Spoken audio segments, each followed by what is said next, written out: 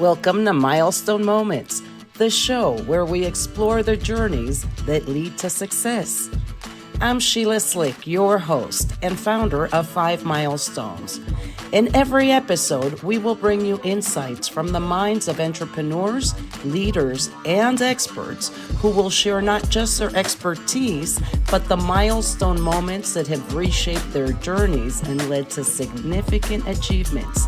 So if you're looking for motivation, you're in the right place. Subscribe now and discover the milestones that mark the path to success. Welcome to another episode of Milestone Moments in Business and Leadership. I'm Sheila Slick, your host, and today my special guest is Dr. Letitia Wright. Dr. Wright is the executive producer and host of Right Place TV. A former chiropractor, Dr. Wright transitioned into the media world over 22 years ago. Right Place TV is in its 25th season with a bandwidth spanning over 6.5 million homes throughout Southern California and beyond. In addition to her media work, she is a top 100 crowdfunding expert in the United States, focusing on putting funding and money into the hands of women and minority-owned businesses. Welcome to the show, Dr. Wright. Thank you so much for having me. I'm really excited to talk with you today and hopefully share some things with your audience to help them think differently about what they want to do and where they want to go. I'd love to start today's conversation by asking you about this transition. You went from chiropractor to media producer and helping minority-owned women businesses secure funding. Can you tell me a little bit about the transition and what you do today? I can. I think of myself sort of as the princess of pivot. I love looking back over my life. I've made all of these pivots that have just really built on top of themselves and been able to really broaden my horizon and broaden who I can help. So yes, I am a chiropractic physician. I have said I'm going to be a doctor since I was 3 years old. I've been telling people that I'm going to be a doctor. My mother worked for a chiropractor when I was about 11, 12. And I would sit in the lobby and do my homework after school, waiting for her to get out from work. And I would see people walk into the office and they're all bent over in pain, and they would walk out and they would be like instantly better. And that just really intrigued me. And it made me feel like I want to be a chiropractor. And so, I pursued it and boom, graduate. Here I am. Not boom, but, graduate. Here I am. And I became a chiropractor. The challenge was that I did not have a mentor for the business part of my practice. And so I struggled. I struggled financially. I just struggled. And it was really beating me down. I reached out to other physicians who have been in business and asked them directly for mentorship. And one person said, well, you have kids, go home and be with your kids. One person said, your practice is too close to mine. I'm not going to help you. I literally couldn't get any help. And this is before there was SBTV, before there were books, before all of this kind of stuff was available. And I went to a practice management company and I applied for them to help me with the practice. And so I waited for them to call and, tell me when they were coming in. And I got a call and they called me up and they said, hey, Dr. Wright, we got your application for, practice management. And what they do is they come into the office, look at what's not going right, tell you how to get things going so that you're thriving as a practice. And they said, yeah, we got your application, but you know what, Dr. Wright, you don't make enough money to be one of our clients. I was devastated. I didn't have anybody else to give me any help with this. At the same time, that last year I was in practice, I'd been a guest on someone else's TV show locally. And I thought, wow, this is really, really great. And I did a good job explaining what I do as a physician and just, my hair looked good. I had on this pretty peach suit. I mean, it was just like boom, boom, boom. And so I went back to the station and said, how did this guy get a show? Like, how does this work? And back at that time, cable companies had a mandate that they had to let the community have their own channels. Since they were coming into the community, they had to give back like that. And so I learned how to produce my own show. I spent a year volunteering on other people's shows and just learning everything. So I know how to direct, I know how to do sound, I know how to be the assistant director. I know how to run a camera. I know how to run lighting. I know how to set up a set. All of those things I learned how to do. So when I'm sitting in the seat in the studio, I'm not rushing them and come on, let's go. No, I know what they're doing. I know what's going on around me to have to make the next thing happen. And so, I was a kind of a crew favorite because, I always brought them food. A lot of times people on the shows would bring me gifts or they would be promoting their things. I always gave them to my crew. Like, to work with me, they knew they were going to get something. And so the show grew and grew. We were on DirecTV for a couple of years. It just really expanded across the country. And I've been doing it ever since. Now, today, we're on Roku, Amazon Fire TV, and Apple TV, so people can subscribe for free, download it, and see all kinds of shows and other people's shows. But Right Place TV is now a whole channel. I continue that. So that is how I kind of transitioned to TV. I wanted to interview business people who were successful because I needed that information. And I knew if I needed that, other people needed that too. The show just has been thriving ever since.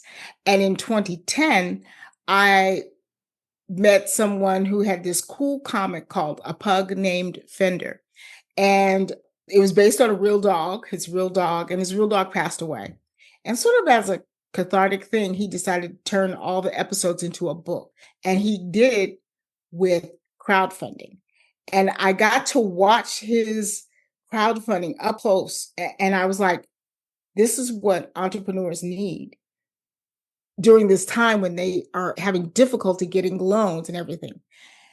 So I knew crowdfunding was it. I started studying it and I asked 10 of my business friends, would they let me crowdfund for them? They didn't really know what it was, but they just trusted me. 6 went really well. 4 of them blew up and burnt down so bad you can still see the smoke from here. So it is, like I learned hands-on. Then I started teaching for the Los Angeles Small Business Administration, the Las Vegas Small Business Administration. I started traveling around and now I travel around the world for an accelerated business school. They go to different countries. This year it'll be in Thailand and I teach crowdfunding for business people. Women have a hard time getting funding. It's not just a mindset thing. It is really how things are set up. It was only in 1972 that a woman could even get a credit card or a bank account without her father or her husband saying she could have one. So, women being autonomous in business and in the money world is still pretty new. And so making sure that the system isn't set against you, crowdfunding can go outside of the system. It is about community. Women are great at building communities and supporting communities. We are the best. And women can use their community to support them financially to their next step. And so I get a lot of joy out of teaching that. I love everything you just shared. Since it was with the SBA, I served as a certified SCORE mentor and then chapter chair for our counties. We have 2 counties, and I absolutely loved when I would mentor women. And I know firsthand the challenge of funding. Where do I begin? I do want to talk about the money because I'd love to hear your insights, but I am so intrigued about the channel. I have a few questions regarding that. Number one, Absolutely. the channel is available today. If I tune in, what am I watching? Am I watching Entrepreneurship 101, like a Shark Tank? No, not a Shark Tank. You're watching a couple of different shows. Right Place TV is me interviewing business people about their journey, very similar to how your show is. And so you can get some insights and some information. We also have some shows on a section called Yoga Baki that are about health. We have health practitioners that are talking about getting your health together. We have people who have shows on getting your mindset together and making sure mentally you're ready for that game. That That is the thing that comes first. That comes before money and before everything else. Because if you have the wrong mindset, you're going to come into it wrong. For example, with crowdfunding for business, it's very different than crowdfunding for a personal issue. And so a lot of people set up a crowdfunding that it's like for their business, for like, if you help me do this, you'll be helping my dream come true. Well, nobody cares about your dream, honey. Not one person. But if you are pre-selling an item, you can get this little squeezy heart right now, and this is what it is. And you're pre-selling, or you're selling shares of your companies. My squeezy heart is going to be the squeeziest, heartiest thing in the world. It's going to make millions of dollars. Buy shares in my company and we'll all grow together, and people are able to make money. So people have to remember, with crowdfunding for business, it's not about somebody helping you or donating money or giving you money.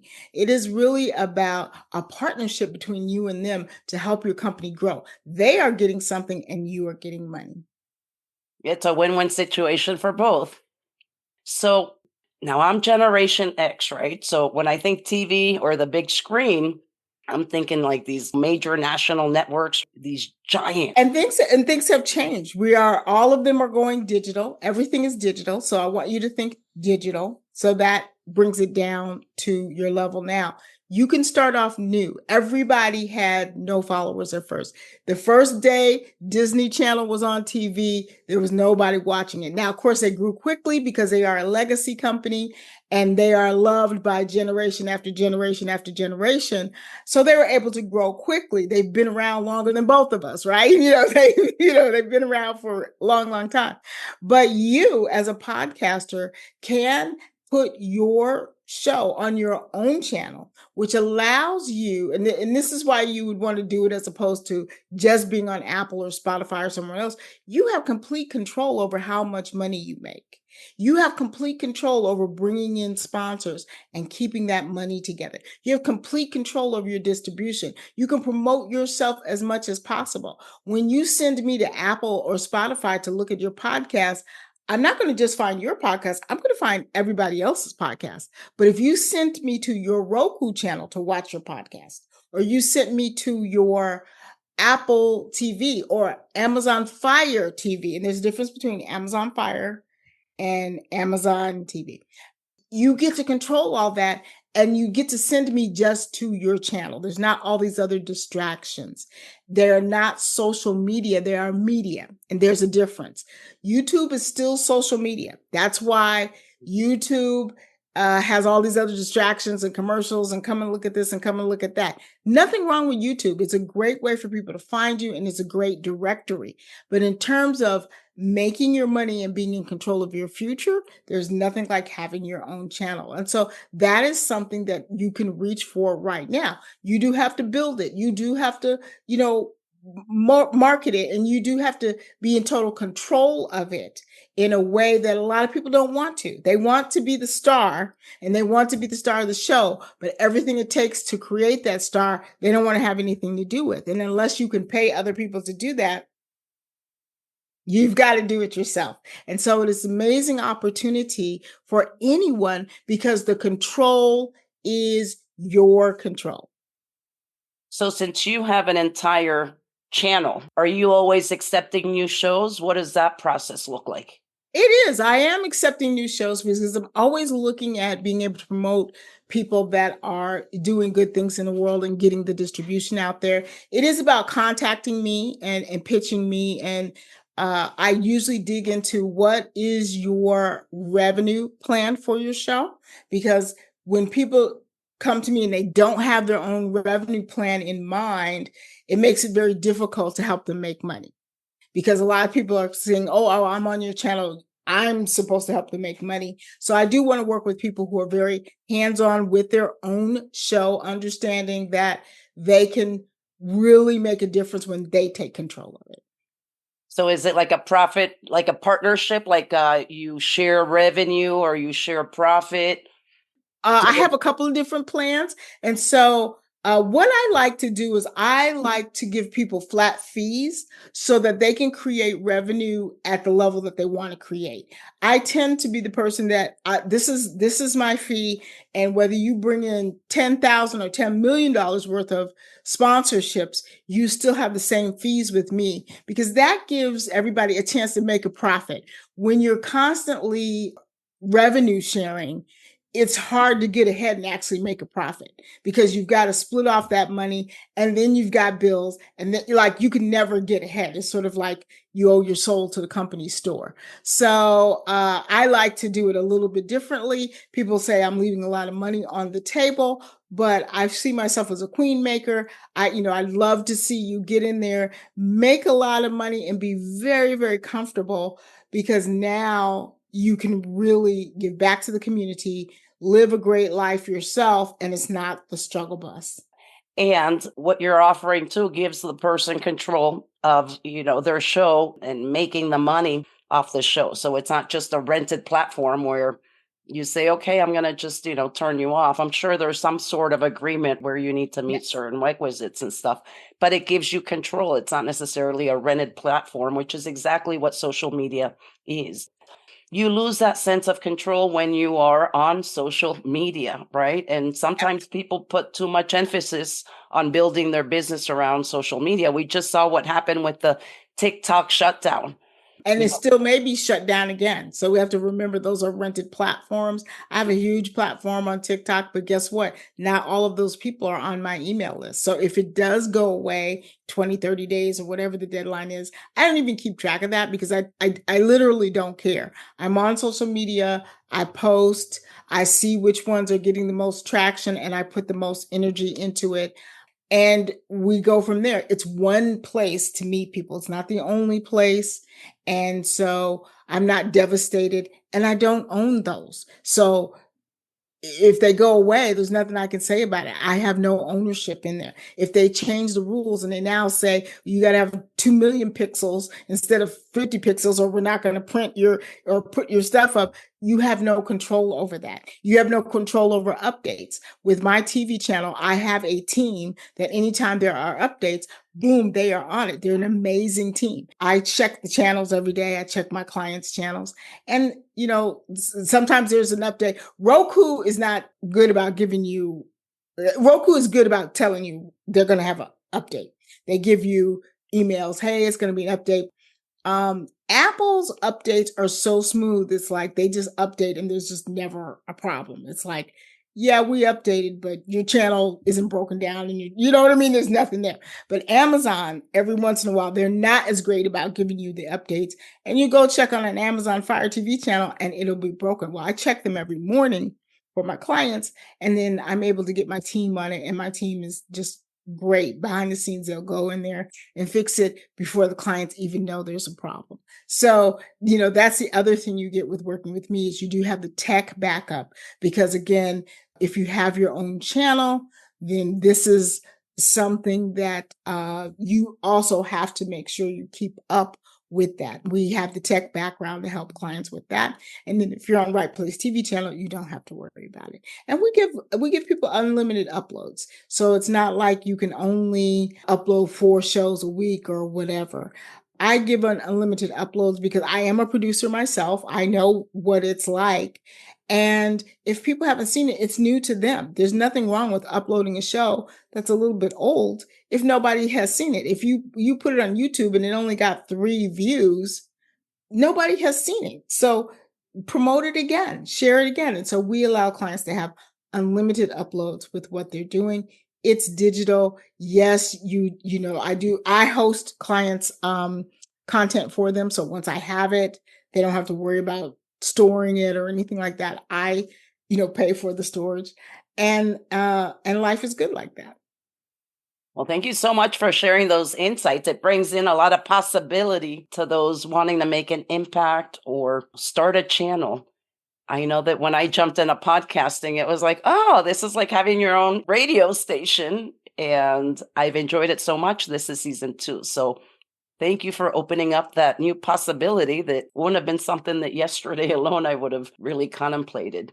Yes, it's a great opportunity. And again, the opportunity for you to create revenue that belongs to you. So now we can talk about the funding. Your work also focuses on directing funding to women and minority owned businesses. What patterns have you observed in how women in general approach financial empowerment? And if we talk about mindset, what have you found to be the most impactful? Here's the thing with women, we are really great at community. And so the way I get funds into women's hands is crowdfunding, which is really bringing your community together to support you. Or if your community is very small, partnering with somebody, I can partner with you and say, hey, girl, this is what I'm doing. I'm building the Hearty Hearts. Can you, on my behalf, reach out to your community and let them know that we've got the Hearty Hearts ready and they can buy them now? So community does not have to be your own community, but you do have to have a community to go to with crowdfunding. It's not put it up there and they will come and you just try to figure out who you can sell to. That's not what we're doing. We're doing pre-sales or we're selling shares of our company. Okay. And of course, if you're a nonprofit, then it's donations. If you're not a nonprofit, it is not about getting donations for your business because nobody wants to donate for your business. So, me really just reminding women where their strength is. Your strength is your community. We build communities. We can build a community all by ourselves. We have babies and we make our own community right in our own houses. And so, we are very, very good at building community. And so it's about remembering, especially the older you get, all those Girl Scout cookies you purchased from the little girl down the street and all the, tickets and fair things and just all the stuff that you have done to build community over the years. Crowdfunding is about reaching back and saying, hey, I now have a project and I would love for you to participate in it. And it allows people to participate at whatever level they're at. So grandma can give you $25 because that's what she has. And someone else can invest $10,000 because that's what they have. And so you allow people to come in at the level that they want to come in at, work and support you and create whatever the project is. We can save lives. We can create new businesses. We can create makeup. We can do all kinds of things, bring them to market and not have to worry about credit checks. And are we getting a loan? And are we doing this and that? The other thing is with crowdfunding, you can crowdfund and do other things. So I'm trying to get women's mindset to be wider. It's not this or that. It's this and that. You can crowdfund and you can get a grant and you can get a loan and you can do all of that.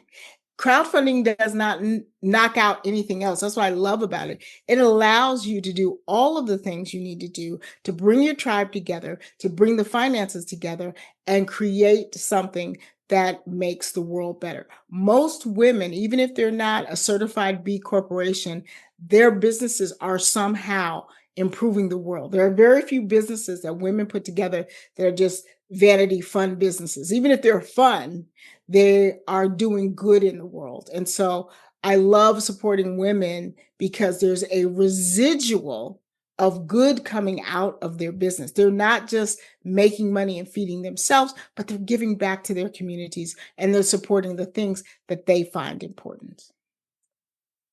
I love that. So I do have another question for you.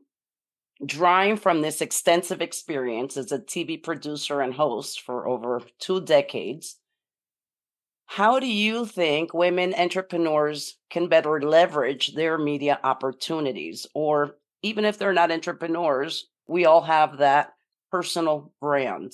What opportunities or industry insights are we all overlooking that could help us grow? Well, I think for one thing, I am really blessed to have a great publicist. And she really, she's established in the business. She has connections. That's the biggest thing that you need in looking for a publicist. Do they actually have connections? Can they actually make some things happen? And I think that is a big strategy for me because I can work on my business, not spending time combing through and looking for how to get on different shows.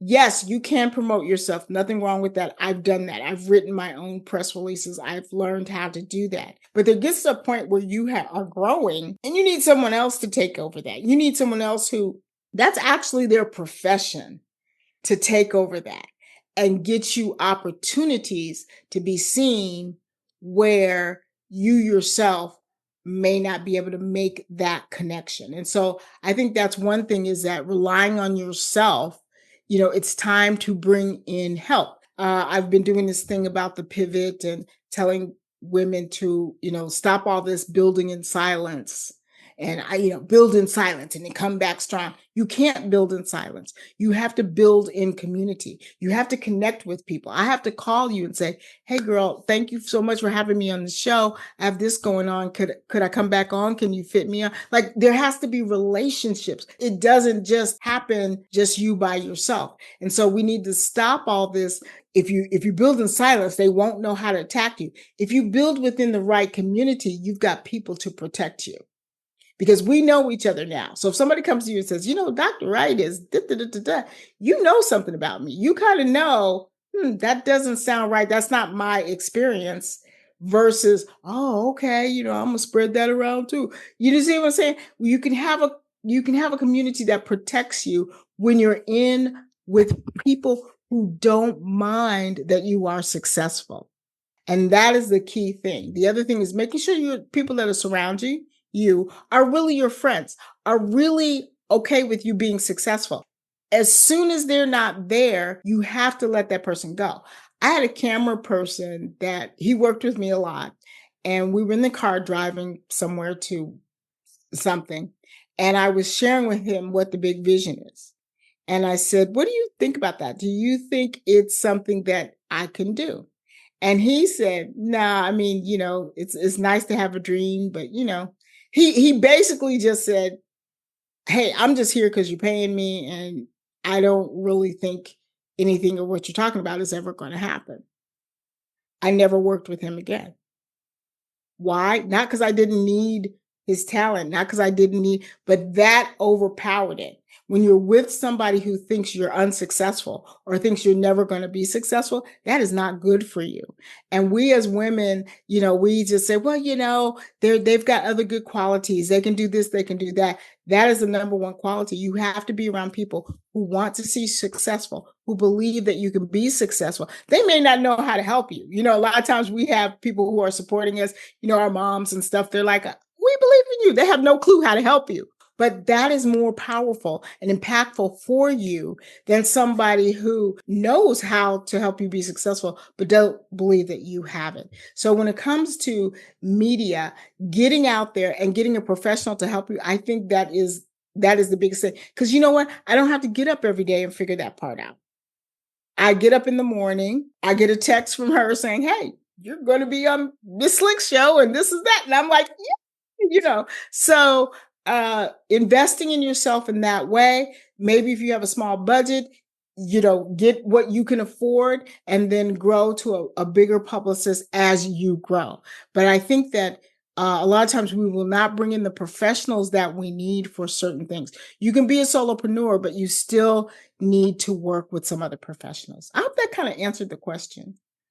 It was fabulous. And I loved when you shared the example, because I'm the kind of person that thinks you only need one person, to believe in you, and it can make all the difference. When I was 36 years old, I was a retail jeweler in my family business. Oh, And that's when the iPod Touch came out, which doesn't even exist anymore, right? This is what preceded the iPhone.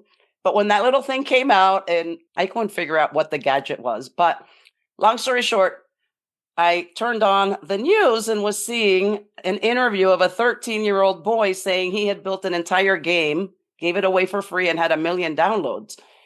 And so I thought, wait a minute, this is the future. And if he could have done it, so could I.